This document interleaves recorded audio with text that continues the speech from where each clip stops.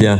Je vous propose qu'on commence. On m'a demandé une tâche un peu compliquée, parce que moi j'ai travaillé dans cet aglo, j'ai l'impression d'être l'ancien ouvrier qui interroge mes anciens patrons, donc c'est pas forcément une tâche très simple. Alors l'histoire de l'agglomération, c'est une histoire compliquée. J'ai ressorti les vieux dossiers, les classiques, le livre de Jacques Floch, un récit d'acteur qui a été publié au début des années 90, qui trace un peu l'histoire de l'agglo.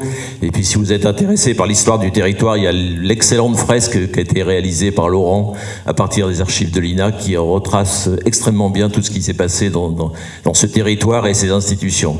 Et c'est un moment passionnant si vous allez voir ces vidéos. Alors, vous avez vu, il y a quelques dates là-haut, on va pas les faire toutes, ce serait sans doute un peu trop long, mais je voudrais commencer par deux dates qui me paraissent importantes. C'est 78, la création de l'agence d'urbanisme, et puis 82, la création du ciment, le syndicat à vocation multiple. Alors, la question, je la pose à tous les trois, mais peut-être principalement à Alain Chénard, puisqu'il était le maire de Nantes à l'époque. Cette question, elle est double, en fait. C'était quoi le Nantes de la fin des années 70 ? Qu'est-ce qui pousse cette vague d'élus qui arrivent, qui sont des élus de gauche, et qui veulent donner une autre dimension à l'agglomération ? Qu'est-ce qui fait que cette dimension, elle passe par l'intercommunalité ? Et puis la deuxième partie de la question, c'est le rapport avec Kervégan. Parce que Kervégan se crée à la même époque, fin des années 70, avec le même projet, enfin en tout cas l'idée de développer un projet pour la ville. Je pense que Jean-Joseph Fréjean pensait même un peu plus parfois. Mais est-ce que ces deux démarches, celle des élus, celle de Kervégan, est-ce que se sont croisées ou pas à ce moment-là ? Racontez-nous un peu cette fin des années 70 à Nantes. On peut commencer par Alain Chénard, peut-être. Volontiers, mais je voudrais insister sur un mot. J'ai retenu ce mot. La belle endormie. Car la belle endormie, il faut qu'à un moment ou à un autre, elle s'éveille. Et il faut des événements peut-être importants. Il y avait une mutation politique un peu en France, et on souhaitait que un certain nombre de ceux qui sont autour de moi, peut-être jouer notre chance. Ce fut très tendu. Ce fut très serré. Donc, le mandat se présentait avec cet inconvénient de peu de résultats, sauf peut-être à Saint-Herblain, où la victoire était nette, et à Rezé, pour citer que les deux quand même, plus grosses communes, et où continuait un effort déjà. C'est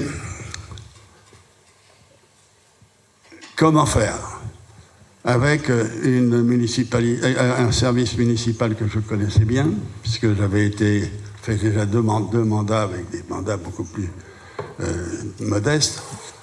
Je savais que le secrétaire général partait à la fin de l'année, à la clé de voûte de l'administration. Il avait comme successeur naturel son adjoint, et qui était là en attendant que l'autre s'en aille pour prendre sa place, et puis ça marchait comme ça dans tous les services qui vieillissaient, les méthodes nouvelles apparaissaient. Il y avait là un travail à faire sans bousculer tout pour que la ville continue de fonctionner. Ça a posé un certain nombre de problèmes, mais pour y parvenir, on avait fait le choix de la société d'économie mixte, qui intéressait la coopération entre le public et le privé, de façon à ce que les technicités d'un certain corps puissent venir à l'aide d'une municipalité bien décidée, mais difficile, dans une situation difficile au point de vue de l'exécution. Et c'est ainsi que, avec la participation donc pour ces sociétés d'économie mixte, essentiellement de la Caisse des dépôts, nous avons soulevé la venue de compétences, de vraies compétences, qui ont eu pour mission d'abord de mettre en place le syndicat d'urbanisme, parce qu'il y avait des syndicats, mais un peu farfelus, où les alliances étaient différentes.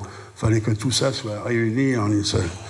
Donc, rapidement, Ascarad, je cite son nom, je ne vais pas citer beaucoup de noms, mais parce qu'il était un négociateur extraordinaire, a fait le tour de tous les maires, et il venait pour me dire, ben voilà les difficultés.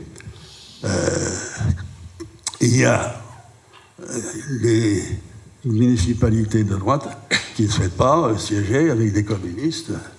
Il n'y avait pas d'opposition. La loi, à l'époque, ne permettait pas à l'opposition de siéger. C'était un problème si jamais il y avait des boules noires au moment de la décision, on pouvait aller à l'échec. Mais un maire avait trouvé, lui, que c'était une nécessité. C'était un haut fonctionnaire aux forêts, le maire de La Chapelle-sur-Erdre, qui savait de ces maisons, qui savait combien il était difficile, quand il y avait sur un grand espace des gens différents, de les mettre d'accord sur des projets et sur leur réalisation. Avec cet atout, et je lui rends hommage volontiers aujourd'hui, on a pu convaincre tout le monde d'y aller, et ça a été donc la première création. À partir de là, on s'est attaqué à la Sémitan, qui n'était pas la Sémitan à ce moment-là, et puis on a continué avec des syndicats qui regroupaient. On a eu quelques difficultés avec le Sud, à un moment donné, sur l'eau. Parce que, non, mais c'était pas de ta faute. Hein. L'eau n'est pas ton principal souci.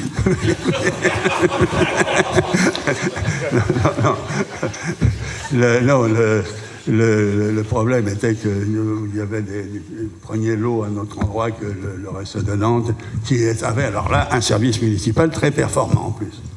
Donc on a là un petit peu décalé dans le temps, et on est parti. On est parti en démarrant avec une série de sujets, avec des sociétés d'économie mixte. Et vu de Saint-Herblain et de Rezé, alors du coup, c'était une volonté qui était politique partagée avec Nantes. C'était.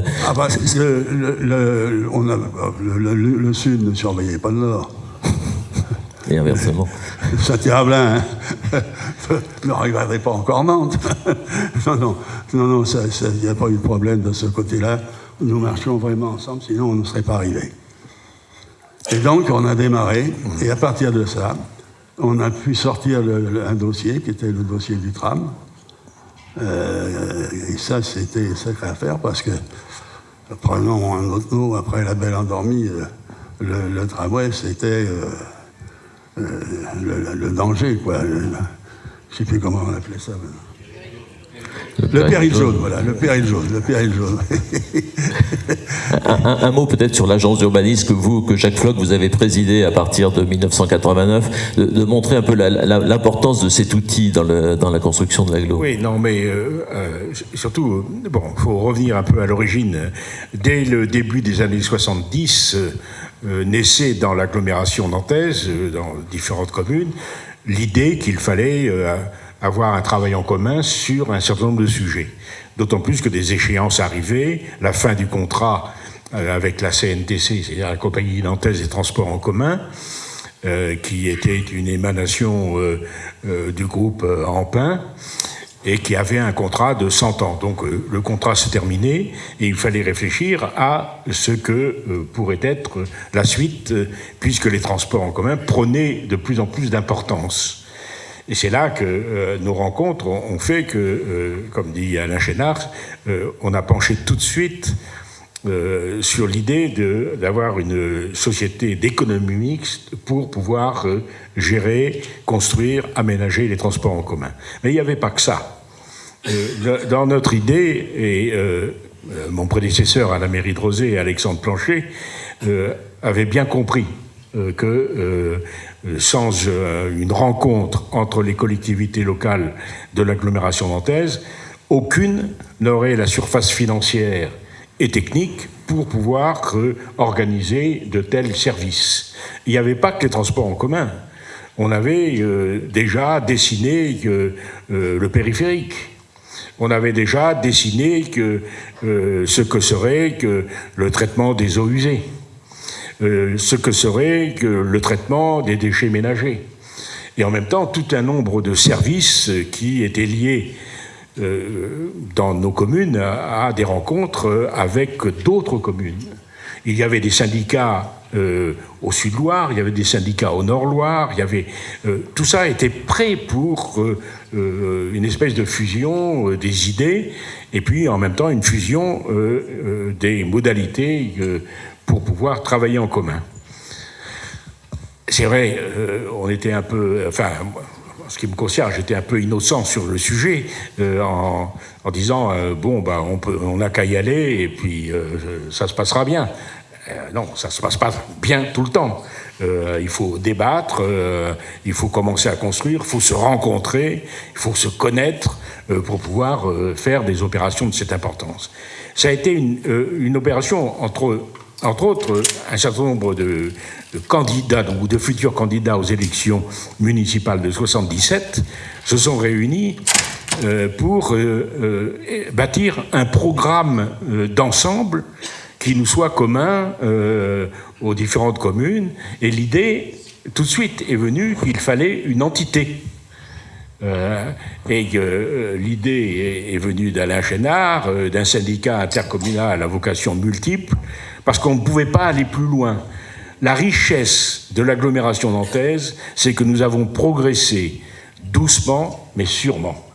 Dans certaines collectivités, ça s'est fait en 2-3 ans, et ils en subissent encore les conséquences. Nous, ça s'est fait en 20 ans.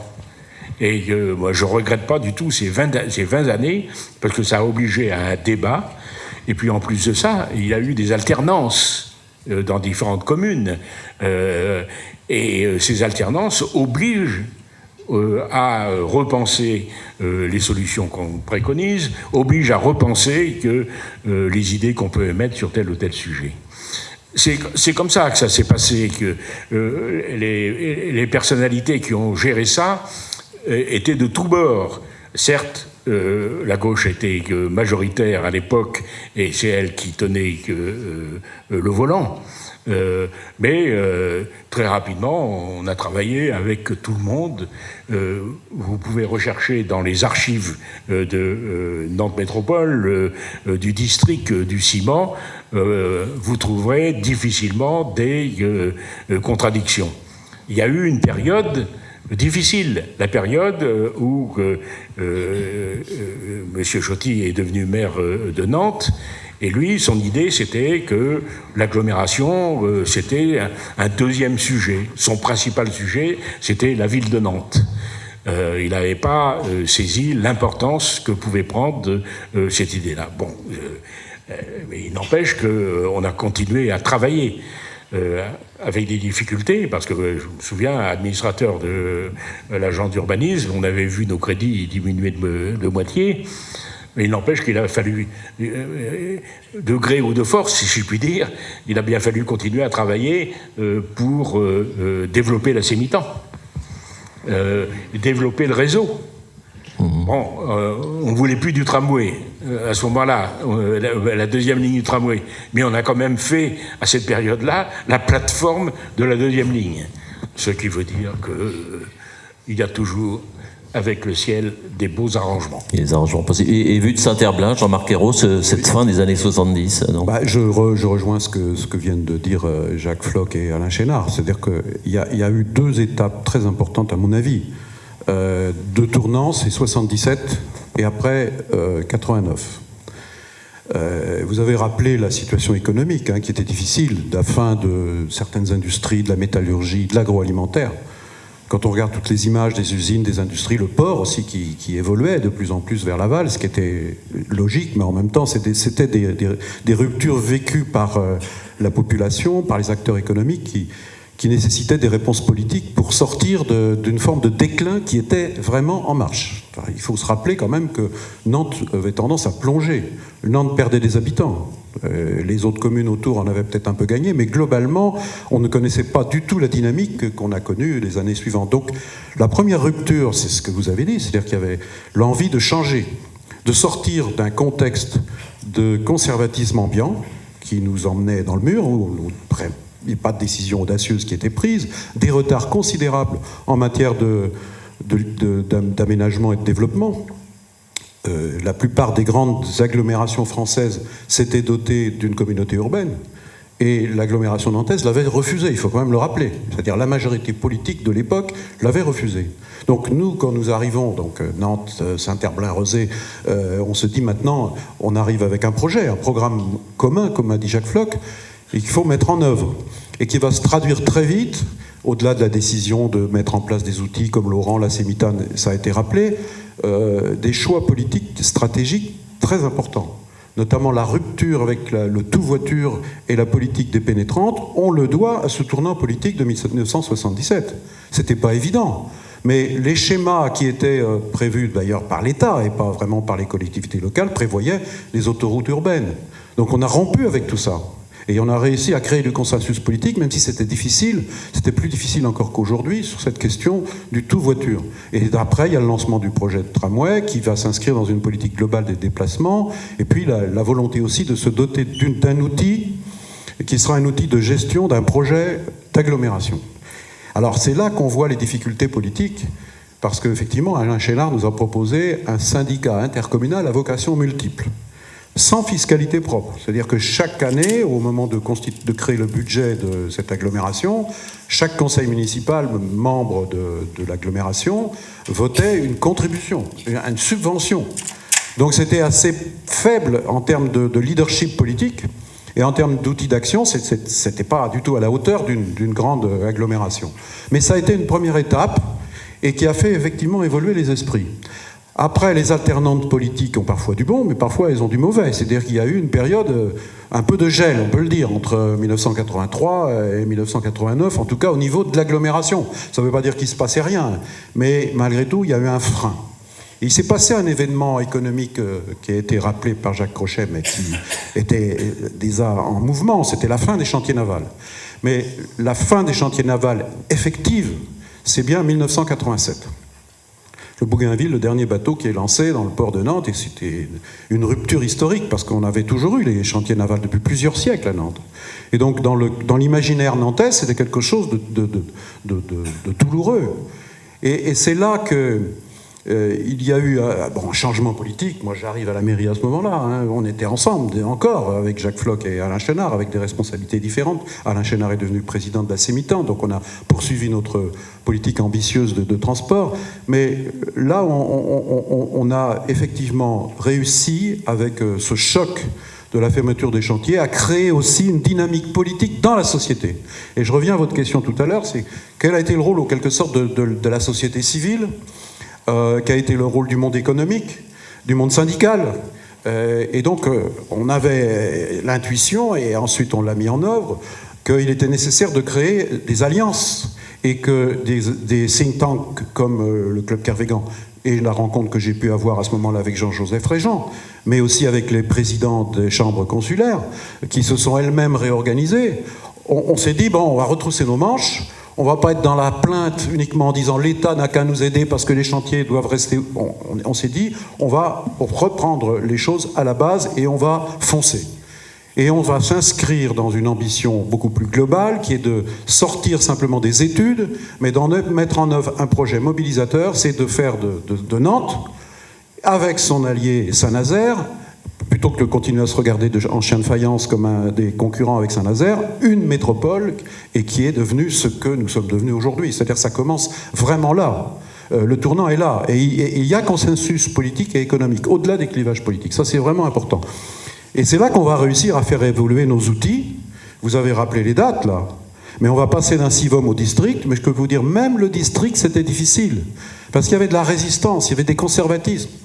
Et puis on a fini par dire, bon, on va mettre un district en place avec une fiscalité propre, c'est-à-dire qu'il y aura des ressources propres, qui ne sera pas dépendant des subventions des communes. Et puis en 2000, on va passer à une autre étape, qui elle-même va produire, je dirais, une autre façon d'aborder les choses, notamment en matière de développement économique, c'est la taxe professionnelle unique d'agglomération. Alors je dois vous dire une vérité, vous avez tout à l'heure rappelé le cumul des mandats qui était encore acceptable à l'époque, qui ne l'est plus aujourd'hui, et la loi a changé quand j'étais Premier ministre, mais moi j'avais l'avantage quand même à l'Assemblée nationale, il y avait une loi sur l'intercommunalité, nouvelle étape du développement de l'intercommunalité. J'avais déposé un amendement proposant que les districts de plus de 200 000 habitants, à partir de telle date, devraient être en taxe professionnelle unique. Je peux vous dire que je n'ai pas été forcément bien vu par un certain nombre d'élus de l'agglomération qui voulaient garder les avantages qu'ils avaient dans leur commune parce qu'il y avait de telles disparités que certains vivaient très bien et d'autres beaucoup moins bien. Mais l'idée, c'était d'arrêter de se faire concurrence et d'avoir une politique économique locale au service de la croissance et de l'emploi. Et finalement, cette taxe professionnelle unique, elle est mise en place en 2000. Plus personne ne parle de ça maintenant. Mais il y a eu des batailles homériques. Et ce n'était pas les clivages droite-gauche. Il y avait des communes de gauche qui ne voulaient surtout pas de la taxe, je ne citerai pas de nom, mais chacun les reconnaîtra, qui étaient très, très à l'aise. Et on l'a fait quand même. Et surtout, il y a une autre étape ensuite. Et moi, je vais faire cette proposition. J'ai pris un risque politique, mais je l'ai assumé et je ne regrette pas de l'avoir fait. C'est avant les élections municipales de 2001 de proposer que le district, avec sa taxe professionnelle unique, se transforme en communauté urbaine, avec beaucoup plus de compétences intégrées. Et là, il y a débat public, effectivement, débat entre les élus, entre les collectivités. Alors là, il y a un clivage droite-gauche, je dois le dire. La droite voulant la communauté d'agglomération, et la gauche, mais pas seulement la gauche, à Nantes, intramuros, il y a unanimité du conseil municipal pour une communauté urbaine. Mais on ne prépare pas ça n'importe comment. Là, on discute avec un certain nombre de partenaires, et notamment ce qui deviendra effectivement en 2001 le conseil de développement que présidera Jean-Joseph Régent, et qui était déjà sur pied, puisque en 1995, j'avais proposé qu'on crée ce qu'on a appelé la conférence intercommunale d'agglomération, consultative d'agglomération. Conférence consultative d'agglomération. Consultative d'agglomération.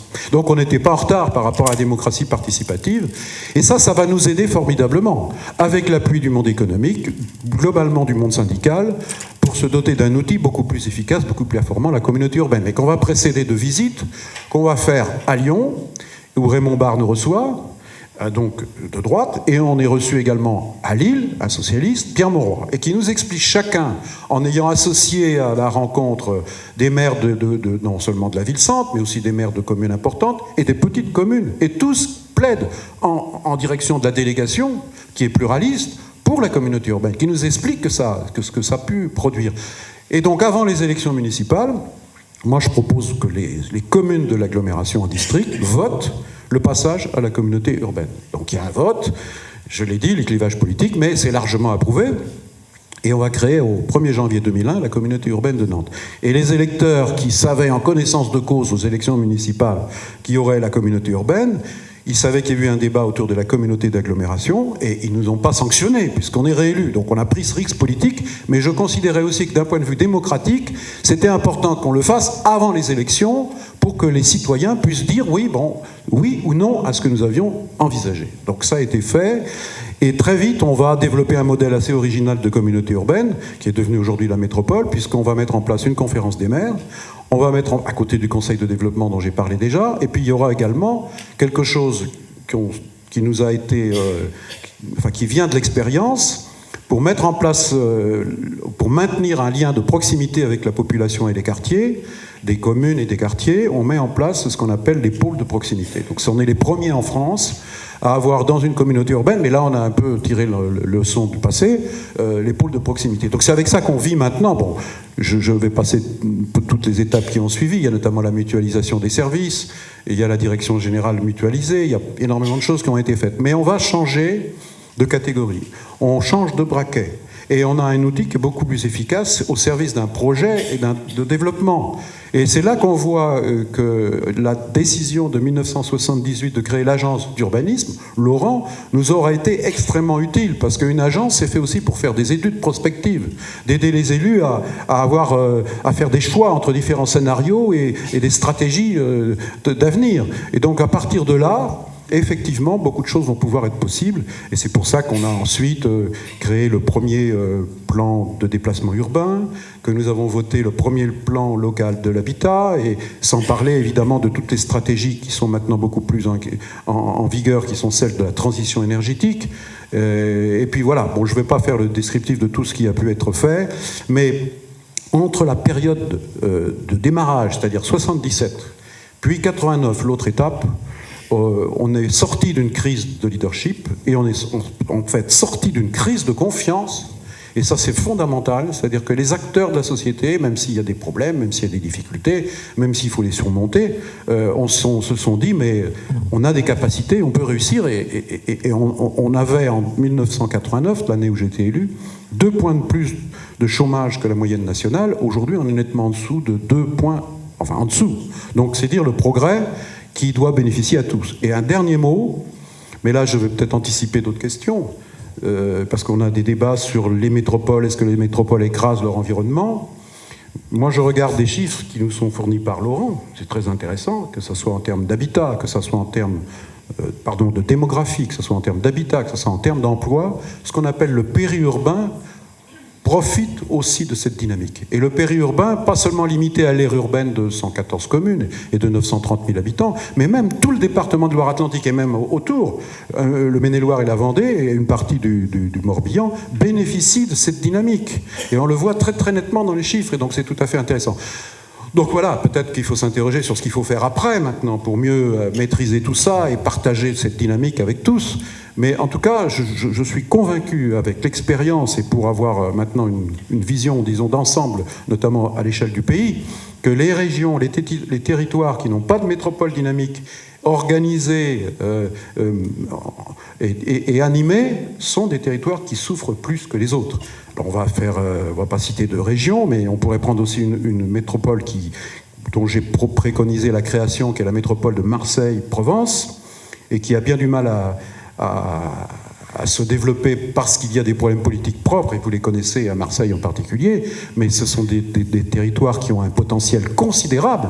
Et si s'en donner les moyens, donc ça dépend de la volonté politique, ça dépend des conditions qu'on crée aussi pour créer du consensus autour de ça, pourrait s'en sortir très bien aussi. Donc il faut se donner les moyens, il faut arrêter de se plaindre, il faut se battre en faisant les bons diagnostics, mais en mobilisant ensemble les bons acteurs. Mais justement, vous avez parlé de l'avenir. Le succès de cette métropole vous a donné raison finalement à tous les trois. Mais quelle est la prochaine étape? Où est-ce qu'il y a une prochaine étape? Il y a quelque temps, on a parlé de fusion métropole-département. Vous avez parlé de Nantes-Saint-Nazaire. Est-ce qu'il y a une échelle institutionnelle nouvelle qui pourrait arriver à l'échelle de Nantes-Saint-Nazaire? Quelle est l'étape qui va venir après? Moi, je rêve de ça. Parce que je pense que au niveau de l'État, au niveau des assemblées nationales et du Sénat, nous avons été frileux, toute majorité confondue, pour essayer d'inventer une structure d'agglomération où il y ait un peu plus de démocratie. Et la démocratie passe par une assemblée représentative des populations de l'agglomération élue au suffrage universel. Moi, je connais que ça comme système. C'est peut-être pas le meilleur, mais comme disait un grand homme, c'est à l'exception de tous les autres. Donc, peut-être qu'un jour, il y aura une assemblée d'agglomération élue au suffrage universel, ce qui changera toutes les modalités de fonctionnement. Quid du devenir des communes, quid du devenir historique des communes. Chaque commune de l'agglomération a une histoire. Rezé, c'est 2500 ans d'âge, donc il y a une histoire bien ancrée. On trouve pratiquement tous les ans dans l'agglomération nantaise des traces de la vie il y a 2000 ans, 1500 ans. Mais notamment et tout ça avec des liens très forts avec ce qui est devenu le centre de l'agglomération, la position forte, c'est-à-dire la ville de Nantes. L'avantage qu'on a eu dans l'agglomération nantaise, c'est qu'il n'y a pas eu une mainmise de la ville de Nantes sur les communes autour. Pour la bonne raison, c'est qu'il y a un équilibre démographique entre Nantes et sa périphérie. Donc, il y avait un débat pas toujours facile, hein, mais il y a eu un vrai débat. Moi, je suis témoin du temps d'Alain Chénard, de Jean-Marc Ayrault, moi, j'ai pu discuter du devenir de Rosé, défendre mon point de vue et acquérir des points pour le développement de cette partie du Sud-Loire. Mais aujourd'hui, on sent qu'il y a un besoin de réflexion forte sur ce que doivent être les grandes métropoles françaises. Il y a une loi sur les métropoles, il y a des textes, il y a... et tout ça, j'allais dire, c'est presque empirique. On l'a fait parce que, il y avait un besoin, mais on n'a pas eu une réflexion, on n'a pas encore une réflexion globale sur ce que doit être l'importance, la représentation des métropoles, des grandes métropoles françaises dans notre pays. Alain Chénard a un problème avec son téléphone. Il y a une solution, vous le jetez contre le mur et il va s'arrêter. Il y a 2 jours, je l'ai. C'est lui qui domine. C'est des engins dramatiques. Vous avez évoqué la question démocratique, justement. Est-ce que le succès de cette métropole, il n'a pas aujourd'hui la contrainte de la démocratie? C'est un espace de coopération technique entre les maires qui fonctionne très très bien. Est-ce que c'est vraiment un espace politique pour le citoyen, la métropole? À partir du moment où le débat ne se fait pas à l'échelle, l'élection ne se fait pas au suffrage universel. Ça commence à venir. Vous savez, comme a dit Jean-Marc Ayrault tout à l'heure, on a fait des propositions, on a la majorité en place à l'époque a imposé des décisions comme la création de la métropole ou la création de passage d'un syndicat intercommunal à vocation multiple au district et du district à la communauté urbaine. Tout ça, ça a été entériné par les citoyens lors des élections municipales, parce que là, nous étions interrogés. Et il y avait des gens qui se posaient des questions, d'autant plus que c'était transparti politique, parce que il y avait des débats à droite, il y avait des débats à gauche. Tout le monde n'était pas sur la même longueur d'onde pour la construction de l'agglomération. Mais petit à petit se dégageait une majorité d'idées qui était suffisante pour emporter l'adhésion. Et je crois que l'élément fort, les 2 éléments forts, ces 2 éléments visibles, c'est les transports en commun, qui eux traversent l'agglomération dans tous les sens, et le périphérique. Ça a été un changement. On ne se rend pas compte aujourd'hui quand on en parle avec des jeunes gens, jeunes femmes, on leur dit on a le tramway, vous avez le tramway, oui, très bien. Le périphérique, oui, le périphérique. Mais on ne s'imagine pas le travail que ça a demandé. Je me souviens d'un des adjoints d'Alain Chénard, M. Ponduel, qui était en charge de la voirie, le boulot qu'il a fait, pour défendre cette idée-là. Et puis on s'aperçoit aussi que les technostructures, y compris celles de l'État, ont leur mot à dire, ils le disent de façon un peu différente de celle des politiques. Mais par exemple, le tracé du périphérique, il était dans les tiroirs des services des ponts et chaussées, comme on disait à l'époque, depuis quelques années. Il y avait les ingénieurs des ponts et chaussées, ils imaginaient très bien, à quelques détails près, quand on reprend les plans qu'ils avaient depuis, et puis ce qui a été fait, ça a été la même chose pour la ligne de tramway, pour les lignes de tramway. Le premier choix qui a été fait, c'était de dire quelle ligne on fait. Venez par ordre d'importance de possibilités d'usage, la ligne Saint-Herblain, j'allais dire Saint-Herblain-Carquefou. Saint-Herblain et l'est de... Et moi, à l'époque, j'étais président de la Sémitan, et les gens du Sud-Loire et de Rosé me disaient tu te débrouilles comme un manche, tu es président de la Sémitan, et puis tu fais faire la ligne est-ouest au lieu de faire la ligne nord-sud. Oui, mais en termes économiques, en termes d'usage, c'était la ligne Est-Ouest qui était prioritaire. Il faut savoir de temps en temps faire des choix de cette importance. Sinon, on fait plus. Si on défend uniquement les intérêts de son petit parc, de son espace, on ne peut pas travailler avec les autres. Il faut avoir une vue beaucoup plus large. Un mot à je voudrais ajouter une chose, c'est que les uns et les autres, nous avons, c'est l'éloge du cumul des mandats. Les uns et les autres, nous avons été parlementaires et nous avons pu, au Parlement, prendre des dossiers qui nous intéressaient directement pour l'agglomération nantaise. Je pense, par exemple, que l'actuel président de Laurent a été le rapporteur de la loi SRU.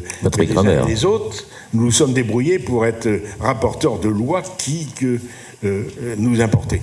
Moi, j'étais à l'origine de la dotation sociale urbaine, parce que j'étais président de l'association des maires des villes de banlieue, et que c'était particulièrement important qu'on ait une ressource supplémentaire. J'ai compris pourquoi on m'avait mis là pour couper la parole d'élu. Allez-y, Alain Chénard, un mot. La difficulté de choisir. Au tout début, on a fait une liste exhaustive de tout ce qui pouvait être retenu comme compétence. Ça poussait les hauts cris dans toutes les fourrières. Dans tous les hôtels de ville, on ne parlait que de ça. Et si bien qu'on est arrivé à avoir deux listes. Une première liste avec les compétences obligatoires et une autre liste avec les compétences optionnelles, on disait. Option, quoi. Et chaque conseil municipal s'est donc prononcé, et le résultat a été qu'à l'unanimité de toutes les communes, toutes les compétences furent reconnues. Quand on croit à quelque chose, que se donne les moyens de conviction, on a parfois une chance de réussir. Alors, on est un peu contraint par le temps. On va terminer peut-être avec vous, Jean-Marc Ayrault, sur les étapes à venir pour cette métropole. Les étapes à venir, d'abord d'un point de vue institutionnel, démocratique, où ça a été dit, je ne vais pas développer davantage, mais il est vrai que la question démocratique, elle doit être au cœur de nos préoccupations. Et les questions démocratiques, elles se posent en des termes nouveaux aujourd'hui.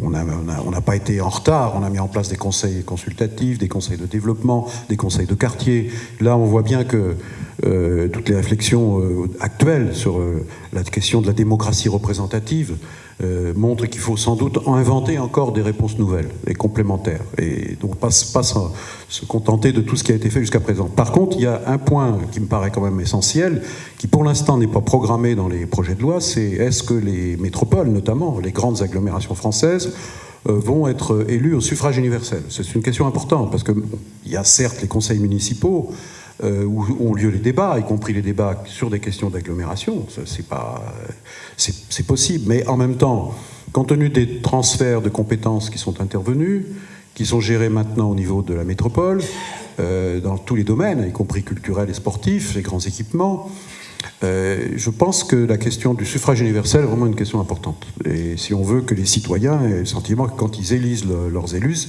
c'est au suffrage direct quand il s'agit de voter des budgets d'une telle importance. Ça, c'est une première réponse. Deuxième chose que je voudrais ajouter, c'est qu'il faut faire attention de ne pas vivre s'endormir sur ses lauriers. C'est-à-dire qu'on a effectivement franchi des étapes considérables, mais il y a encore beaucoup de choses à consolider pour l'avenir, notamment au niveau économique, au niveau de la transition énergétique, au niveau de l'habitat, parce que je ne citerai qu'un chiffre. D'ici 2030, la métropole nantaise va gagner entre 13 et 15 000 habitants supplémentaires. Il faut les loger.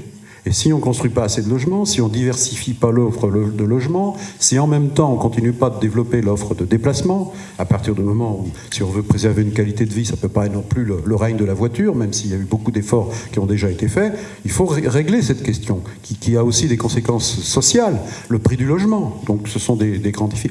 Le développement des programmes d'éducation, que ce soit l'école, le collège, le lycée et l'université. Alors il y a eu des progrès considérables, parce que l'université en 1977 et aussi en 1989, c'était pas l'université ce qu'est devenue aujourd'hui. Donc il faut s'en féliciter, mais il y a eu des choix de politique locale, il y a eu des grands engagements qui ont été pris. On voit que ça porte ses fruits, mais en même temps, il faut faire attention, il faut être vigilant. Rien n'est jamais acquis.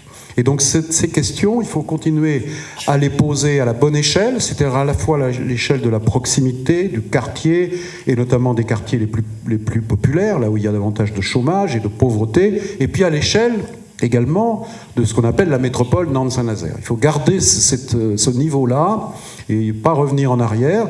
Et c'est d'ailleurs pour ça qu'on s'est doté d'outils qui sont maintenant obligatoires partout, qu'on appelle les schémas de cohérence territoriale. Et là, il y a une originalité lorsqu'a été créé ce SCOT, c'est que c'est pas Nantes et Saint-Nazaire sans s'occuper de ce qu'il y a entre les deux. C'est un SCOT, c'est un schéma de cohérence territoriale qui couvre tout le territoire du nord de la Loire, donc de l'estuaire. Et donc c'est très important parce que ça permet d'avoir des réflexions en commun, aussi bien avec Saint-Nazaire, mais aussi avec des communes moyennes et petites communes, et notamment les territoires ruraux de ces espaces sont concernés par nos débats métropolitains. Et ça, c'est fondamental. Il n'y a pas cette rupture entre la ville, le périurbain et le rural. C'est fondamental qu'on fasse vivre ça. Alors ça ne couvre pas en même temps toute la Loire-Atlantique, parce qu'il y a d'autres schémas de cohérence territoriale, Pays de Châteaubriand, Pontchâteau, Redon, le Vignoble, Ancenis, le Vignoble, le Pays de Ré. Et donc moi j'imaginerais bien que se mette en place une sorte de conférence inter-SCOT, où les élus, les principaux responsables de ces structures pourraient se rencontrer, réfléchir, et en termes de prospective et de stratégie, pour vérifier d'abord si on partage les mêmes diagnostics et comment on peut traiter et identifier les questions principales et comment on pourrait envisager des coopérations. Donc ça c'est pour l'avenir, mais c'est fondamental de faire ça. Alors on est plus ou moins avancé, certains SCOT sont récents, mais ça n'empêche pas. Je pense qu'il y a un besoin de dialogue et il faut que l'animation politique, là, trouve des champs nouveaux de développement, plutôt que de se lancer dans des débats institutionnels du type fusion SCOT, enfin fusion département-métropole. Je ne voyais pas ça tellement bien. Je n'y ai jamais cru, ça a été abandonné, je ne pensais pas que c'était le bon chemin. Enfin voilà les questions, hein, et je pense que, en conclusion, je dirais que à la fois on a besoin d'un dialogue intense avec l'État, mais si on a relevé le défi de notre redressement ici à Nantes, comme à Saint-Nazaire d'ailleurs, on le doit d'abord à nos propres forces. On s'est mobilisé nous-mêmes sans attendre, parce que souvent la revendication c'est on a un problème, on demande à l'État, pourquoi pas directement au président de la République. Ce système-là, à mon avis, est voué à l'échec. Et on le voit dans l'actualité d'aujourd'hui, hein. Il y a tellement de revendications qui sont souvent compréhensibles, voire légitimes, mais qui sont toutes renvoyées au plus haut niveau de l'État. Et comme le haut niveau de l'État pense aussi qu'il va tout régler tout par lui-même, moi, mon expérience, que ce soit l'expérience locale ou l'expérience nationale, c'est que cette approche est dépassée. Ça ne veut pas dire que pour autant l'État n'a plus de rôle. Il doit être le garant. Il doit veiller à la cohésion sociale et à la solidarité entre les territoires, parce qu'il y a des territoires plus avancés que d'autres, et d'autres qui sont plus pauvres que d'autres, plus en difficulté que d'autres, qui subissent des mutations plus importantes que d'autres. Ça, c'est fondamental, c'est le rôle de l'État. Mais on peut très bien imaginer ça par des politiques contractuelles, c'est-à-dire l'État contractualise avec les régions et, j'espère, avec les métropoles. Et ça, je pense que la loi MAPAM dont vous avez parlé, il faut la faire vivre, mais aller jusqu'au bout. C'est-à-dire peut-être donner davantage de cadres institutionnels qui permettraient que ces métropoles contractualisent en tant que telles avec l'État et pas seulement les régions. Moi, j'avais imaginé même à un moment que les préfets de région soient rattachés au Premier ministre, parce que le Premier ministre a la responsabilité de l'interministériel, donc pour rendre l'action de l'État plus efficace. Et puis en même temps, eh bien, s'organiser par nous-mêmes et faire vivre concrètement avec les acteurs de la société civile, avec les citoyens, les habitants et les forces économiques et sociales, par exemple, y compris inventer de nouvelles formes de dialogue social qui pourraient être le dialogue social territorial. Ça a déjà été un petit peu fait de façon empirique lorsque les chantiers navals de Saint-Nazaire ont connu des difficultés et qu'il y a eu des partenariats avec la région en particulier et Saint-Nazaire qui ont pu être mis en place. Mais je pense qu'effectivement, il faut aller plus loin. Et je pense que de cette façon, on pourra redonner de la confiance. Parce que je voudrais terminer par là. La grande question pour réussir à s'en sortir, c'est de créer une... J'ai dit consensus tout à l'heure, mais je sais que le mot consensus n'est pas toujours bien perçu, parce qu'on a l'impression que c'est un truc mou. Mais en tout cas, chercher les convergences et recréer une confiance. Et une confiance qui montre que tout n'est pas perdu, que ce n'est pas le désespérant, parce qu'on a telle et telle difficulté, on va les surmonter, mais on va se donner les moyens de les surmonter. Et on peut dire que ce que nous avons fait ici, depuis toutes ces années, hein, avec l'ensemble des acteurs, et que moi je salue vraiment, parce qu'il y a eu, on sent une volonté de réussir. C'est ce qui nous a permis d'être là où nous sommes, mais tout le défi, c'est de savoir si nous pouvons garder ce niveau, mais je crois que nous pouvons y arriver. Après, c'est une question de choix politique, d'engagement, mais je pense que si on est là, c'est parce qu'on est convaincu qu'il faut le faire. Très bien, on va s'arrêter sur ce message. Bravo, vous avez fait l'histoire de l'intercommunalité en 30 minutes. Je disais, vous avez fait l'histoire de l'intercommunalité en 30 minutes, donc vous pouvez, Kervégan pourra demander l'inscription au livre des records, peut-être que ce sera homologué. En tout cas, merci à vous trois.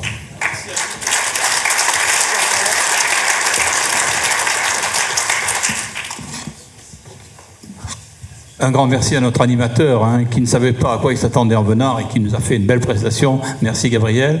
Maintenant, un acteur des collectivités locales qui n'était pas là va intervenir.